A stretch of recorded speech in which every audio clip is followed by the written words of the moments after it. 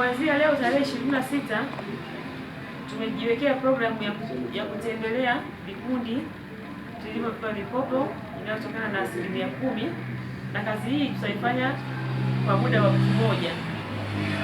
Kwa leo tarehe 26 tumefanikiwa kutembelea vikundi kadhaa. Tumetembelea kikundi cha Mwanamke Jasiri ambacho kipo kata ya Nguruwe, lakini kikundi cha Inuane pamoja na kikundi cha Five Star. Vikundi hivi vyote vinafanya shughuli mbalimbali, biashara ya mchanganyiko, lakini ufugaji pamoja na masuala ya bodaboda.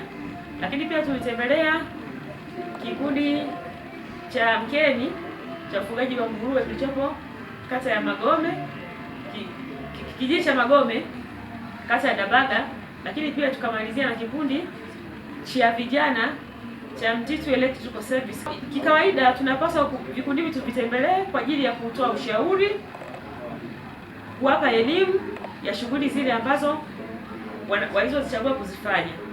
Na kwa namna jinsi tulivyotembelea vikundi hivi, mambo tuliyoyaona katika vikundi hivi, vikundi vingi vimejitahidi kufanya shughuli zao kwa kadri ambavyo waliomba fedha.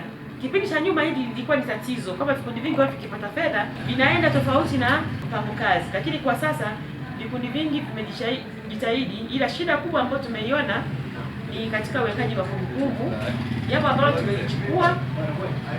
Baada ya kumaliza ziara hii tutapanga tena mpango mwingine kwa ajili ya kuwapa mafunzo ya uwekaji wa kumbukumbu na kuwajengea uwezo zaidi. Nia na madhumuni vikundi hivi viweze kufanya vizuri, waweze kujiongezea kipato cha mtu mmoja mmoja, lakini pia kuchangia uchumi wa wilaya yetu ya Kilolo, lakini na taifa kwa ujumla. Mimi ni mwanakikundi cha Inuane kinachopatikana Nguruwe, ambacho kwenye vijana tulibahatika kupata milioni 12. Katika milioni 12 tunafanya miradi mbalimbali, lakini mimi nilipata milioni 2, ambazo hizo milioni 2 nafanya mradi wa ufugaji wa nguruwe. Nafuga aina ya Landless, Large White pamoja na Juro. Kwa hiyo nimekwisha kuwapandisha, mwezi wa 9 watakuwa na watoto. Karibuni sana. Ni mwanakikundi cha Mkeni Magome. Tangia tulipochukua mkopo tulianzisha mradi wa ufugaji wa nguruwe.